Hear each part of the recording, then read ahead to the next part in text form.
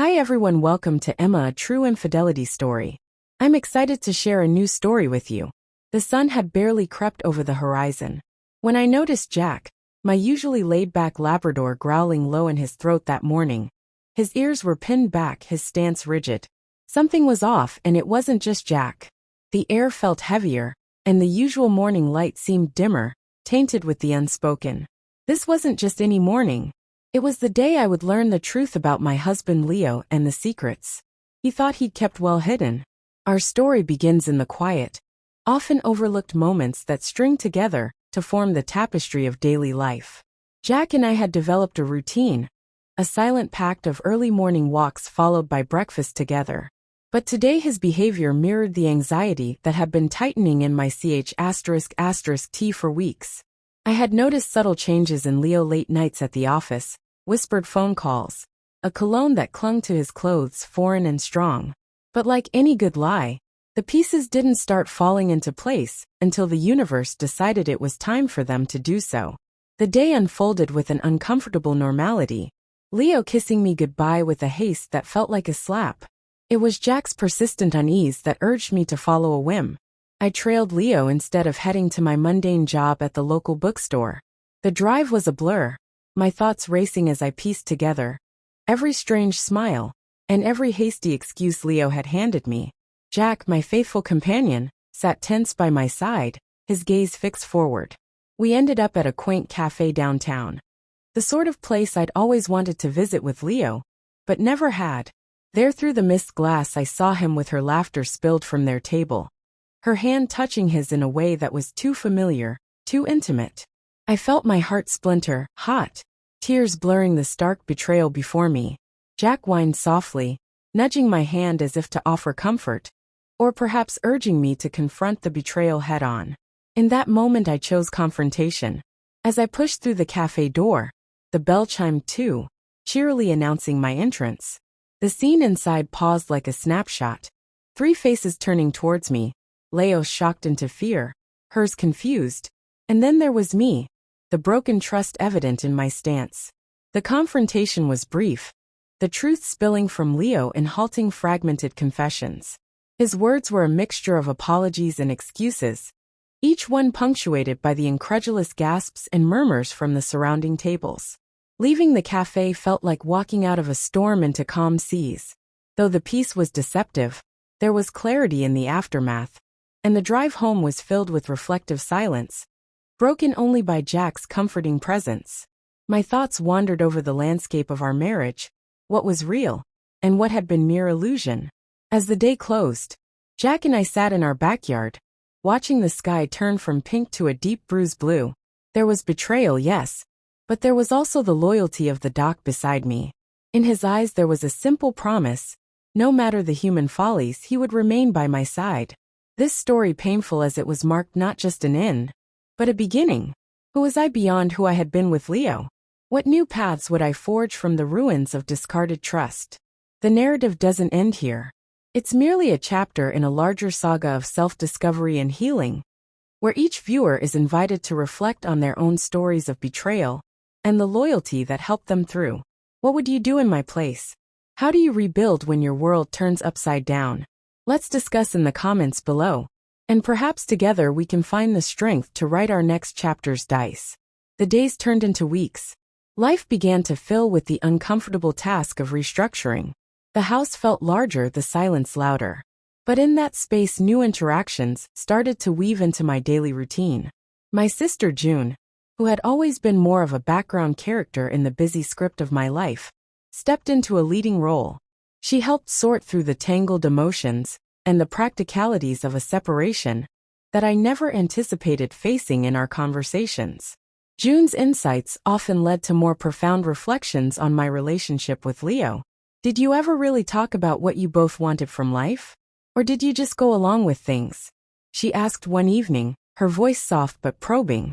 These talks usually happened in the kitchen, a pot of coffee diminishing as the night deepened, our dialogue punctuated by the comforting scent of brewing beans and the occasional soft snore from Jack lying by the stove. It was during one of these late-night sessions that an unexpected visitor appeared at my door, Leo's brother Lucas. His arrival was hesitant, his usual boisterous demeanor subdued. "I think we need to talk." He started avoiding my gaze. His visit wasn't just a familial check-in.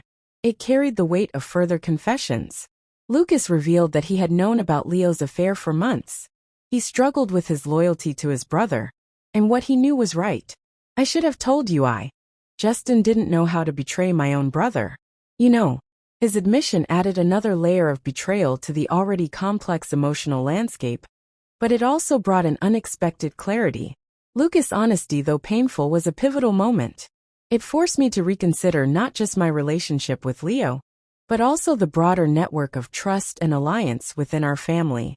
The conversation with Lucas didn't provide immediate forgiveness, but it opened a pathway towards understanding the different forms of loyalty and betrayal we each navigated.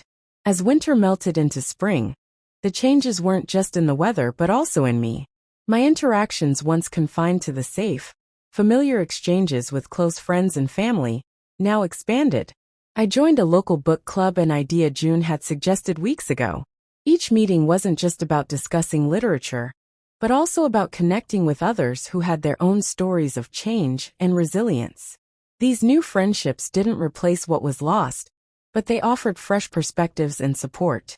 Through these expanding relationships, the narrative of my life began to diverge from the path it had once seemed destined to follow. The plot of my daily existence thickened with new interests, challenges, and connections. Each person I met added depth to my understanding of human complexities, how we hurt each other, yes, but also how we support and heal. With each story shared at the book club, each confession of vulnerability or resilience, I gathered pieces not just of their experiences, but of my evolving self.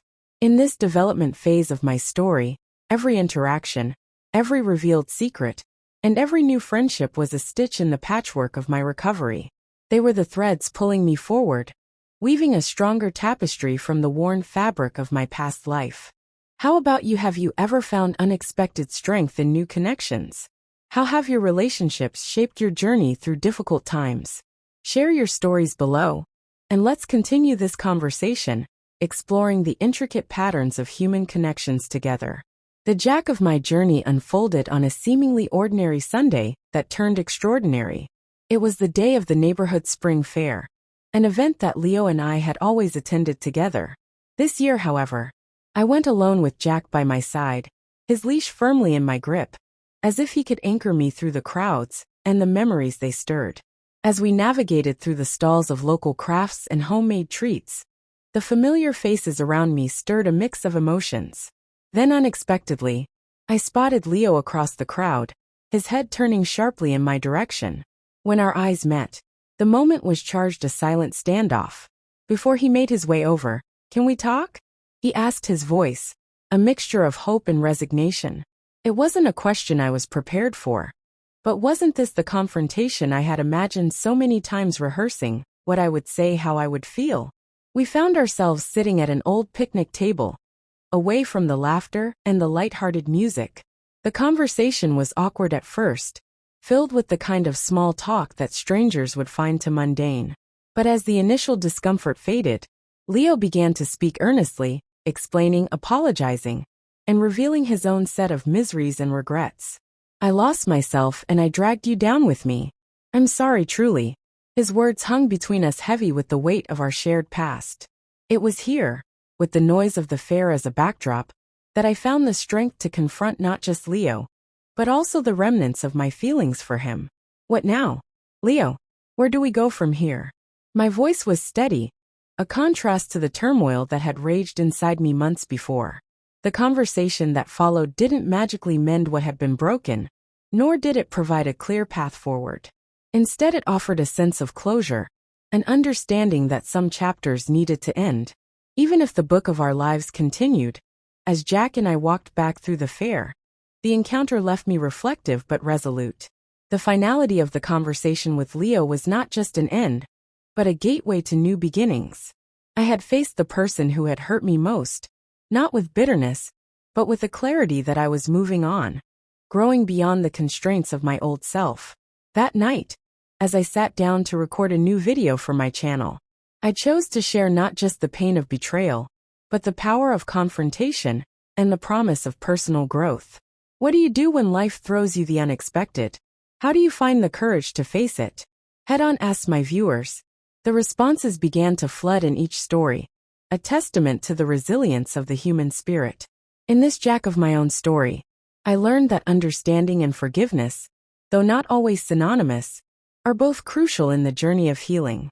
The fair, with all its festive chaos, had been the unlikely setting for a profound personal revelation. How about you? Have you ever found unexpected strength in moments of confrontation? How have your pivotal conversations shaped your path forward? Let's share our experiences and learn from each other, finding common ground in our uniquely personal journeys. The seasons shifted quietly as I embraced the rhythm of my new life, the turmoil of the past slowly settling into a gentle, if not entirely forgotten, memory. This phase of healing had its own contours, marked not by dramatic revelations, but by the gentle acceptance of change and the rebuilding of a life once shared. Now it was solely mine. As summer approached, I took to refurbishing the small garden Leo and I had once tended together.